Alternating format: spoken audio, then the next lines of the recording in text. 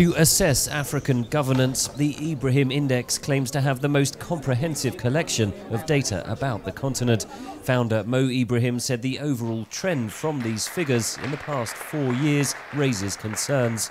We notice that this upward direction somehow plateaued. It hasn't gone back. It's still going up at a very slow pace. So the first thing we say here is African governance improvement is stalling. 21 countries have seen their overall governance scores fall since 2011, but the trend masks significant progress. Health and education have improved across the continent. Ivory Coast, which is due to hold elections later this month, showed the biggest overall improvement. Côte d'Ivoire have done well in every aspect of governance.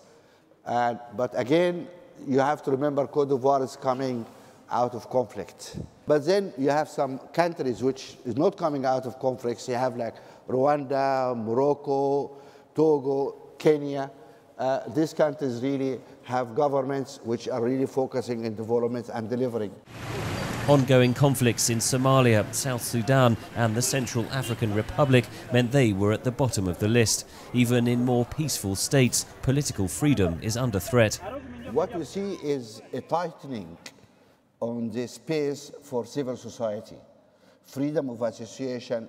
The measures of economic governance show some of the biggest declines. Analysts say several African states have suffered from falling commodity prices in recent years. Conversely, successful countries have diversified economies.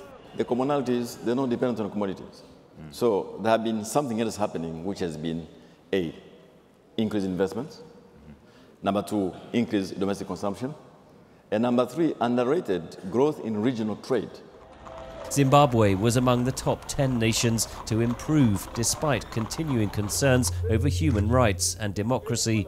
For a country like Zimbabwe, which was for a very long time very close to the bottom of the index, those improvements will bring Zimbabwe up.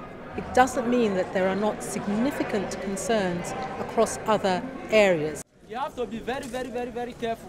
The Ibrahim Foundation says the aim of the index is to remove the mystery around governance and empower the ordinary African citizen to hold those in power to account.